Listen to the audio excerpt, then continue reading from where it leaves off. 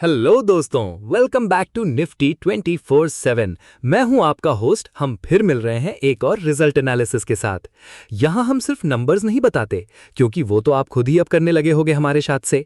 यहां हम बल्कि रिजल्ट हो या न्यूज़, उनका डीप डाइव एनालिसिस करते हैं। हमने सिर्फ ये नहीं देखना है कि प्रॉफिट कितना है, बल्कि ये भी देखना है कि ROC, ROE, debt to equity इतना पसंद क्यों है, प्रमोटर ने ऐसा क्या, और पीयर कंपैरिजन में कंपनी चैंपियन कैसे है, और कंपनी मार्केट लीडर बनती जा रही है।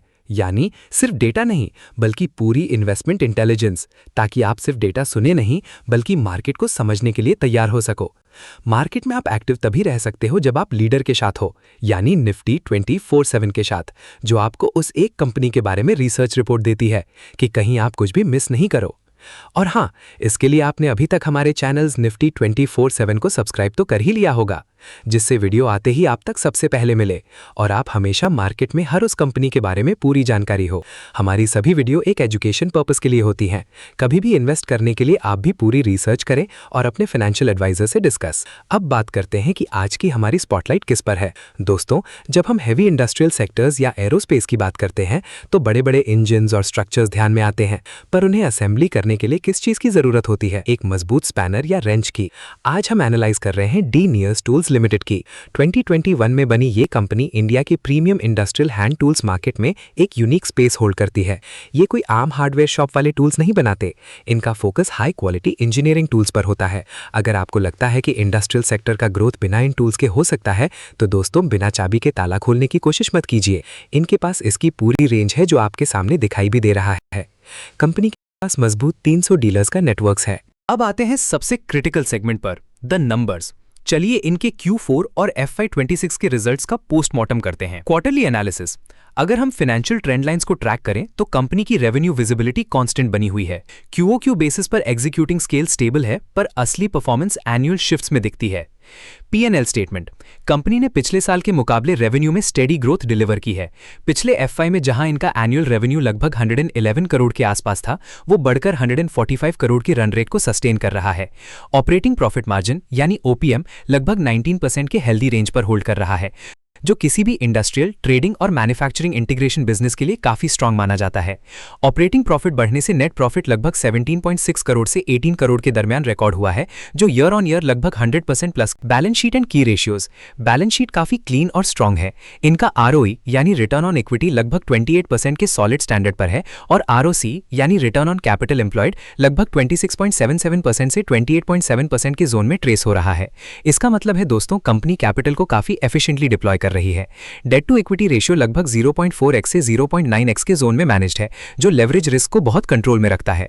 करंट रेशियो 2.4 से 2.6 के बीच चल रहा है, यानी कंपनी के पास वर्किंग कैपिटल शॉर्टफॉल्स हैंडल करने के लिए लिक्विडिटी पूरी है।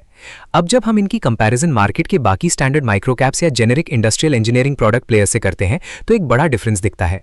नॉर्मल हाउस होल्ड अप्लायंसेज या low margin mechanical trading companies का OPM अक्सर सिंगल डिजिट्स या मुश्किल से 10-12% के बीच ऑसिलेट करता है, पर डी नियर्स अपने specialised high barrier non sparking safety tool segment की वजह से लगभग 19% का सुपीरियर मार्जिन्स मेंटेन कर रहा है। इनका valuation multi bagger segment shifts के बाद ट्रेलिंग PE मल्टीपल्स पर एडजस्ट हो रहा है, पर ओवरऑल कैपिटल परफॉर्मेंस रेशियोज यानी ROCE के मामले में ये अपनी पीयर ग्रुप्स में स्टैंड आउट करती है। पूरी कहानी को थोड़ा समराइज करते हैं प्रोज और कॉन्स के फॉर्म में, ताकि क्रिस्टल क्लियर पिक्चर मिल सके। प्रोज की बात करें तो हाई ऑपरेटिंग मार्जिन्स 19% OPM, जो इस नीश बिजनेस को नॉर्मल फैब्रिकेटर्स से अलग बनाता है। रिटर्न रेशियोज बहुत सॉलिड हैं, जहां ROCE और ROE दोनों 26-28% रेंज में रन हो रहे हैं। इंस्टीट्यूशनल प्रेजेंस DII होल्डिंग 9% का बैकअप मिल रहा है।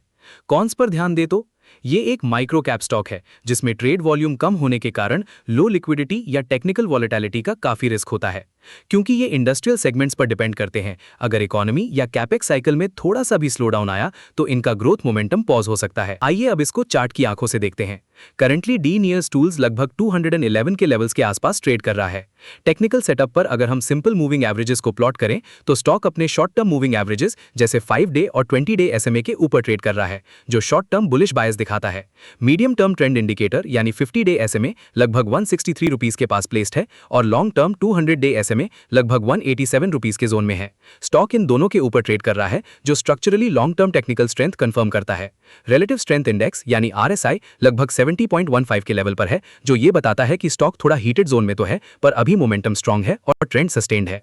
पी रेशियो पर क्या कंफर्ट जोन में है देखते हैं। साल के 19 के हाई से 11 और 12 के आसपास चल रहा है, जो सही रेंज भी इसके लिए हो सकती है। तो दोस्तों, पूरा इन्वेस्टमेंट एनालिसिस करने के बाद फाइनल क्या निकलता है?